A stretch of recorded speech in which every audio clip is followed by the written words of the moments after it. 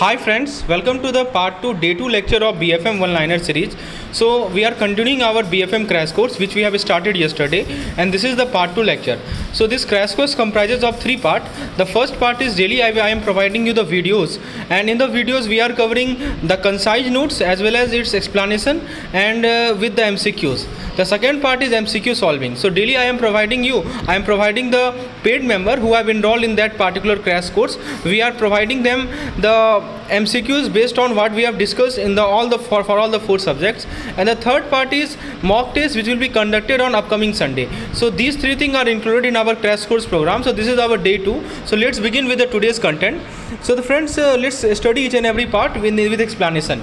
The first part is fund position. दोस्तों देखिए, किसी भी फॉरेक्स बिजनेस का जो फंड पोजीशन होता है, इसके अंदर करंट और फ्यूचर आइटम होते हैं जो कि फंड के अवेलेबिलिटी को अफेक्ट करते हैं. इसके अंदर कुछ आइटम्स हो सकते हैं जैसे कि cash on hand, bank deposit, receivable, payable, open position in different currencies. ठीक है, तो ये ज़रूरी है कि आप गैप पोजीशन को मैनेज करें अलग अलग करेंसी में, ताकि जो एक्सचेंज रेट फ्लक्चुएशन के कारण जो लॉस है उसको अवॉइड कर सकें. ठीक है दोस्तों, बैक ऑफिस का क्या रोल है? तो फॉरेक्स बिजनेस का जो बैक ऑफिस है वो डील को प्रोसेस करेगा, अकाउंट को प्रोसेस करेगा, रिकॉन्सिलेशन को प्रोसेस करेगा. इसके साथ साथ ये सपोर्ट करेगा किसको? डीलिंग रूम के वर्क को, और चेक करेगा डीलिंग रूम के वर्क को. सपोर्ट भी करेगा और चेक भी करेगा. कहाँ पे? डीलिंग रूम के वर्क को. तो ये बैक ऑफिस का काम है. जैसे देखिए एग्जांपल के तौर पर बैक ऑफिस की रिस्पॉन्सिबिलिटी होती है कि वो कस्टमर के ऑर्डर को प्रोसेस करेगा, अकाउंट को रिकॉन्साइल करेगा और रिपोर्ट को जनरेट करेगा. जहाँ तक बात है मिड ऑफिस की, तो फॉरेक्स बिजनेस का जो मिड ऑफिस है वो रिस्क मैनेजमेंट से डील करता है और रिस्क के पैरामीटराइजेशन से डील करता है. ये दोस्तों एक रिस्क पे चेक की तरह काम करता है. जो भी रिस्क डीलर ने लिया उस पर ये चेक के रूप में काम करेगा और ये मार्केट इन्फॉर्मेशन प्रोवाइड करेगा. हम बात कर रहे हैं दोस्तों मिड ऑफिस की. दोस्तों ये इंश्योर करता है कि जो रेगुलेशंस है, जो गाइडलाइंस है, उसे कॉम्प्लाइंस हो रहा है या नहीं हो रहा है. कौन इंश्योर करेगा? Mid office. एग्जांपल के तौर पर मिड ऑफिस की रिस्पॉन्सिबिलिटी होती है कि कितना रिस्क डीलर ले सकता है उस पर लिमिट डालना, मार्केट पोजीशन को मॉनिटर करना और कॉम्प्लाइंस को रिपोर्ट करना. राइट दोस्तों, फेडाई की यदि हम बात करें तो फेडाई का फुल फॉर्म है foreign exchange dealer association of India. ये एक सेल्फ रेगुलेटरी बॉडी है फॉरेक्स इंडस्ट्री के लिए भारत में. फेडाई जो है वैल्यूएशन रेट को एडवाइस करती है ऑनगोइंग मार्केट रेट के बेसिस पे मंथ एंड डेट पे. अब दोस्तों कुछ रिस्क की बात कर लेते हैं. जैसे कि आप देख सकते हैं ऑपरेशनल रिस्क. तो ऑपरेशनल रिस्क मतलब एक लॉस का है, रिस्क है लॉस होने का, जो कि ह्यूमन एरर के कारण हो रहा है, टेक्निकल फॉल्ट के कारण हो रहा है, इंफ्रास्ट्रक्चर ब्रेकडाउन के कारण हो रहा है, फॉल्टी सिस्टम और प्रोसीड्यूर के कारण हो रहा है. ऑपरेशनल रिस्क के अंदर फ्रॉड के कारण, सिस्टम आउटेज के कारण या एम्प्लॉय के नेग्लिजेंस के कारण जो लॉस है ये सभी इंक्लूडेड है अंडर द ऑपरेशनल रिस्क.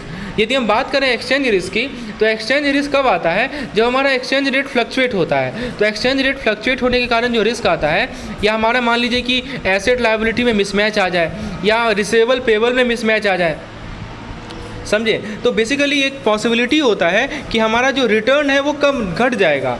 ठीक है, क्योंकि डिप्रिसिएशन हो गया है एसेट के करेंसी में. जैसे एक्सचेंज रिस्क का मैं आपको एग्जांपल बताऊं, जैसे मान लीजिए कि रुपी का जो वैल्यू है यूएस डॉलर के कंपैरिजन में घट गया, तो यहाँ पे एक्सचेंज रिस्क का बेस्ट एग्जांपल है. क्रेडिट रिस्क की यदि हम बात करें तो दोस्तों ये रिस्क तब होता है, हमें लॉस तब होगा मान लीजिए कि जो काउंटर पार्टी है ना वो या तो सक्षम नहीं है या वो अनविलिंग है कि वो अपनी ऑब्लिगेशन को मीट कर ले. मैच्योरिटी ऑफ द अंडरलाइंग जो भी ट्रांजेक्शन था उसके मैच्योरिटी पे वो अपनी ऑब्लिगेशन को नहीं मीट कर पा रहा है, तो यहाँ पे क्रेडिट रिस्क होगा. कौन नहीं मीट कर पा रहा है? तो हमारा जो काउंटर पार्टी है. ठीक है, तो इसको 2 पार्ट में क्लासिफाई किया जाता है. एक होता है प्री सेटलमेंट रिस्क और एक होता है settlement risk. Pre settlement risk क्या होता है कि काउंटर पार्टी यदि फेल हो जाए मैच्योरिटी होने से पहले ही, तो उसको कहेंगे प्री सेटलमेंट रिस्क. और इससे क्या होगा कि दूसरे पार्टी को सारा ट्रांजेक्शन कवर करना पड़ेगा ऑनगोइंग मार्केट का, ठीक है, नए काउंटर पार्टी के साथ. तो इसे कहते हैं प्री सेटलमेंट. तो प्री सेटलमेंट रिस्क के अंदर लॉसेस हो सकते हैं काउंटर पार्टी के कारण. मान लीजिए कि वो फॉरेन एक्सचेंज कॉन्ट्रैक्ट पे डिफॉल्ट कर गया. ठीक है, ये पॉइंट को ध्यान रखना है. तो दोस्तों ये जो रिस्क हैं इन सभी को जरूरी है कंसीडर करना जब भी आप एक फॉरेक्स बिजनेस को कंसीडर करते हैं. ठीक है, अब इसके लिए हमारे पास कुछ ऑप्शंस है, जैसे हेजिंग हो सकता है, स्टॉप लॉस ऑर्डर हो सकता है, डाइवर्सिफिकेशन हो सकता है. हम लोग इसके बारे में बात करेंगे. अब हम लोग जरा कुछ क्वेश्चंस कर लेते हैं अभी जब हमने पॉइंट देखे उसके बेसिस पे. पहला सवाल है फंड पोजीशन क्या होता है? It includes both current and future items that affect the availability of fund. It deals with risk management and parameterization of risk. It processes deals account reconciliation. It advises valuation rate based on ongoing market rate on month end date. देखिए दोस्तों, ये जो month end date वाला है ये हमारा fund position नहीं होता है। जहाँ तक फंड पोजीशन की बात है तो करंट और फ्यूचर आइटम को दोनों को इंक्लूड करेगा ये, जो कि हमारे फंड की अवेलेबिलिटी को अफेक्ट करेगा। दोस्तों, इनमें से किसे मैनेज करना होता है फंड पोजीशन में? तो ऑप्शन ए कर रहा है gap position in different currency, risk management and parameterization of risk, processing of deals account and reconciliation, valuation of rate based on ongoing market rate on month end date. तो दोस्तों, आपको fund position में क्या manage करना होता है? Fund position में आपको गैप पोजीशन मैनेज करना होता है अलग अलग करेंसीज का। दोस्तों, बैक ऑफिस क्या काम करती है? Process deal account reconciliation, support and check the work of dealer और dealing room, deal with risk management and parameterization of risk. Next है हमारा advisors valuation rate based on ongoing market rate on month end date. तो back office क्या करेगी? Deal को process करेगी, account को process करेगी, रिकॉन्सिलेशन को प्रोसेस करेगी। मिड ऑफिस का क्या रिस्पॉन्सिबिलिटी है? रिस्क मैनेजमेंट से डील करना, पैरामीटराइजेशन से डील करना, एक रिस्क जो भी रिस्क ले रही है उस पर चेक के रूप में काम करना, अलग अलग रेगुलेशन और गाइडलाइन से कॉम्प्लाइंस करना, या ऑल ऑफ द अबव। तो दोस्तों, मिड ऑफिस का ये चारों काम है। वो रिस्क मैनेजमेंट से डील करेगी, रिस्क को पैरामीटराइज करेगी, एक चेक के रूप में काम करेगी जो भी रिस्क डीलर ले रहे हैं, और मार्केट इन्फॉर्मेशन प्रोवाइड करेगी, और ये इंश्योर करेगी कि अलग अलग रेगुलेशन से कॉम्प्लाइंस हो रहा है या नहीं हो रहा है। तो सही जवाब है दोस्तों all of the above. Next question है कि फिडे का क्या रोल है? एडवाइस करना valuation rate ongoing market rate के बेसिस पे, रिस्क मैनेजमेंट से डील करना, पैरामीटराइजेशन से डील। देखिए, ये रिस्क मैनेजमेंट और पैरामीटराइजेशन जो है ये फंक्शन किसका है? ये फंक्शन है हमारा मिड ऑफिस का, राइट। डील को प्रोसेस करना, अकाउंट को प्रोसेस करना, ये बैक ऑफिस का फंक्शन है। और दोस्तों, डीलर और डीलिंग रूम के को सपोर्ट करना, चेक करना, this is also function of mid office. तो फिडे का काम है कि ये वैल्यूएशन रेट को एडवाइस करती है ऑनगोइंग मार्केट रेट पे। ऑपरेशनल रिस्क क्या होता है? तो जो भी ह्यूमन एरर के कारण रिस्क हुआ, जो भी टेक्निकल फॉल्ट के कारण रिस्क हुआ, इंफ्रास्ट्रक्चर ब्रेकडाउन के कारण जो रिस्क हुआ, इसे हम लोग ऑपरेशनल रिस्क कहते हैं। ठीक है, तो दोस्तों ये चीज़ ध्यान रखना। एक्सचेंज रिस्क क्या होता है? एक्सचेंज रिस्क का मतलब ये होता है कि हमारा जो रिटर्न है उसका वैल्यू घट गया। ध्यान दीजिएगा, जब भी हमारा एक्सचेंज रेट में फ्लक्चुएशन आएगा तो उसके कारण जो रिस्क आता है, या मान लीजिए कि हमारा एसेट लायबिलिटी में मिसमैच है उसके कारण जो रिस्क होगा, या रिसेबल पेबल में जो मिसमैच है उसके कारण जो रिस्क होगा, उसे हम लोग एक्सचेंज रिस्क कहते हैं। जहाँ तक बात है रिटर्न के वैल्यू की डिक्लाइन की, तो दोस्तों this is not an part of exchange risk, right. Okay, और अनविलिंग या इनेबिलिटी तो हमारा क्रेडिट रिस्क होता है। नेक्स्ट है क्रेडिट रिस्क क्या होगा? तो दोस्तों, मैंने आपको बताया था कि क्रेडिट रिस्क का मतलब ये होता है कि जो हमारे काउंटर पार्टी हैं वो इनेबल है, वो अनविलिंग है, कि वो अपने जो ऑब्लिगेशन है उसको मीट नहीं कर पा रहे हैं। और इसका दो पार्ट मैंने बताया था, प्री सेटलमेंट रिस्क और एक सेटलमेंट रिस्क। प्री सेटलमेंट में क्या होता है कि जो हमारा सेटलमेंट डेट था उससे पहले ही वो डिफॉल्ट कर गए, राइट, तो उसे कहते हैं हम लोग प्री सेटलमेंट रिस्क। तो देखिए, ऑप्शंस कर रहा है कि risk of loss arising from inability और unwillingness of the counter party to meet the obligation. ये सही है। It is classified into two part, pre settlement risk and settlement risk. बिल्कुल सही है। Pre settlement risk is a risk of failure of the counter party before maturity of the contract. बिल्कुल सही है। तो ये सभी ऑप्शन सही है। तो करेक्ट आंसर क्या हो जाएगा? All the above. Next question दोस्तों, आगे बढ़ने से पहले आपके लिए BFM क्रैश कोर्स में लाया हूँ। इसमें दोस्तों जो मैं कंटेंट आपको प्रोवाइड कर रहा हूँ, इसी प्रकार से अगले 30 से 40 दिन तक आपको मैं BFM का कंटेंट प्रोवाइड करूँगा according to office schedule.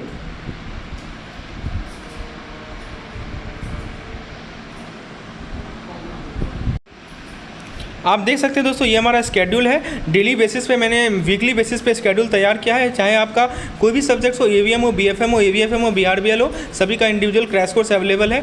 Module wise mock test will be conducted on every weekend and on daily basis I am providing you videos related to a particular module. So the future of the course has daily videos in provided, daily MCQs, case study solving, weekly mock test and all the materials are prepared in such a manner looking at the past 5 year examination specially for AVM and BFM and for the last one attempt for AVFM or BRBL. So what you need to do, you need to install our app. The app link is provided in the description section, and after installation you can just log in to our app and apply and enroll in any of the course as per your requirement. Now let's continue our discussion regarding the credit risk. So credit risk in lending and borrowing. आइए ज़रा बात करते हैं दोस्तों credit risk के बारे में। तो क्रेडिट रिस्क मैंने बताया था कि बोरोवर जो है वो अपने लोन को रिपे नहीं कर पा रहा है या कॉन्ट्रैक्चुअल ऑब्लिगेशन को नहीं मीट कर पा रहा है। इसको कह सकते हैं कि risk of loss arising from issuer failure to pay the coupon amount. अब देखिए दोस्तों, सेटलमेंट रिस्क क्या होता है? What is this settlement risk? Settlement risk का मतलब ये होता है कि जो काउंटर पार्टी है वो फेल हो जा रहा है during the course of settlement. मान लीजिए टाइम जोन डिफरेंस के कारण हो गया दो करेंसी का एक्सचेंज के बीच में। जैसे मान लीजिए कि एक कंपनी है, वो क्या करती है, एक बैंक से यूरो खरीदती है, ठीक है, ताकि वो एक यूरोप से जो गुड्स का शिपमेंट आ रहा है ना उसके लिए वो पे कर सके। तो यदि मान लीजिए कि बैंक जो है फेल हो जाए इससे पहले कि सेटलमेंट कंप्लीट होता तो कंपनी को यूरो मिलेगा नहीं और वो गुड्स के लिए पे भी नहीं कर पाएगी। तो ये हमारा सेटलमेंट रिस्क का बेस्ट एग्जांपल है।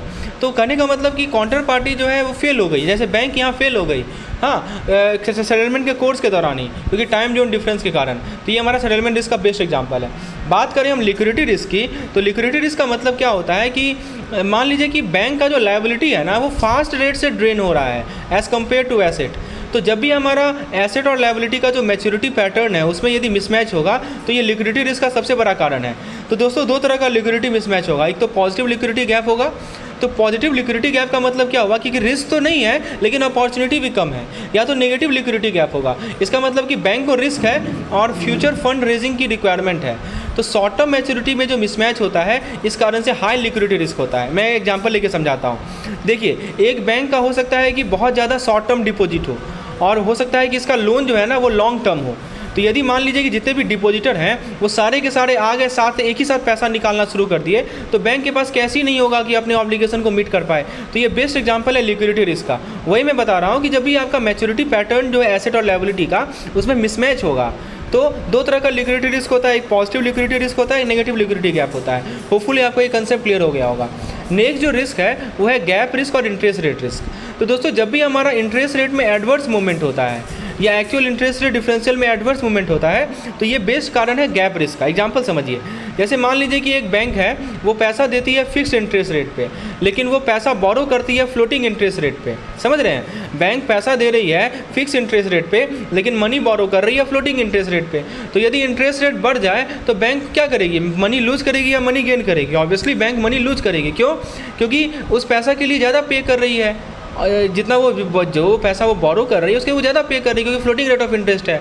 ठीक है, समझ में आए बात को? तो ये हमारा होता है गैप रेट या इंटरेस्ट रेट रिस्क। उसके बाद दोस्तों जो नेक्स्ट रिस्क है वो हमारा मार्केट रिस्क है।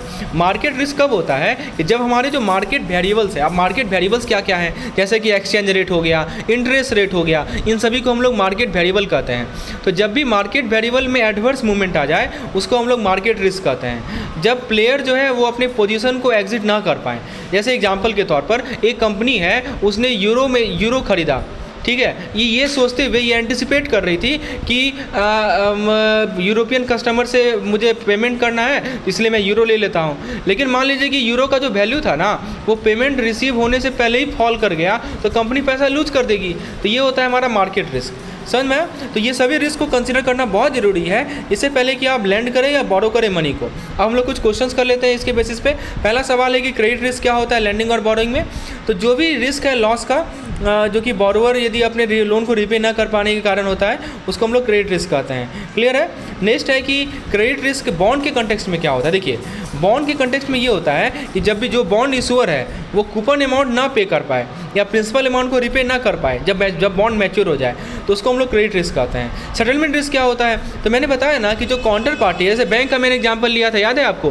तो काउंटर पार्टी वो फेल हो गया सेटलमेंट के कोर्स के दौरान क्योंकि टाइम जोन डिफरेंस था दो करेंसी के बीच में। तो ये हमारा सेटलमेंट रिस्क का बेस्ट एग्जांपल है। दोस्तों लिक्विडिटी रिस्क क्या होता है? तो लिक्विडिटी रिस्क का मतलब ये होता है कि आपको मैंने बताया कि जो हमारा एसेट लायबिलिटी मिसमैच है वो ज़्यादा हो जाए। ठीक है, यानी कि लायबिलिटी जो है का जो ड्रेनिंग का रेट है वो एसेट के ड्रेनिंग के रेट से फास्टर होता है तो वो हमारा लिक्विडिटी रिस्क कहलाता है। नेक्स्ट है कि नेगेटिव लिक्विडिटी गैप का क्या कॉन्सिक्वेंस होगा।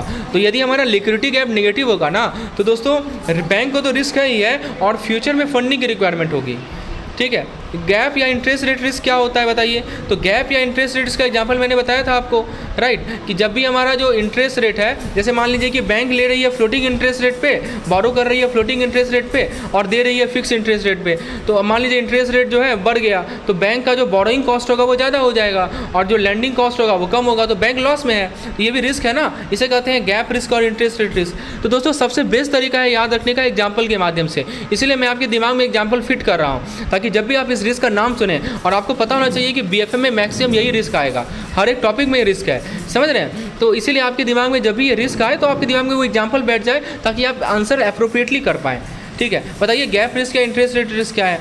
तो जो हमारा इम्प्लाइड इंटरेस्ट रेट में जो एडवर्स मूवमेंट होता है ये तो उसे हम लोग कहते हैं इंटरेस्ट रेट रिस्क या गैप रिस्क। मार्केट रिस्क क्या होता है, तो मार्केट के जो वेरिएबल्स है, मैंने बताया था ना मार्केट के वेरिएबल्स कौन कौन से होते हैं, जैसे कि इंटरेस्ट रेट हो गया, एक्सचेंज रेट हो गया, इसमें कुछ एडवर्स मूवमेंट हो जाए, यहाँ पे प्लेयर अपने पोजीशन को एग्जिट ना कर पाएँ, इसे हम लोग मार्केट रिस्क कहते हैं। दोस्तों उसी प्रकार से यदि आपको AVM का, BFM का, AVFM का, BRBL का और इलेक्टिव पेपर का ये सेम तरह का मटेरियल चाहिए जो मैं डेली बेसिस पे प्रोवाइड कर रहा हूँ, तो हमारे क्रैश कोर्स का आप हिस्सा बन सकते हैं। ये आप जो पहले 10 मेंबर होंगे उनको 10% का एक्स्ट्रा डिस्काउंट दिया जा रहा है ओवर एंड अबव जो फेस्टिव ऑफर है उसके अलावा, यानी आपको 55% का डिस्काउंट मिलेगा if you enroll as soon as possible.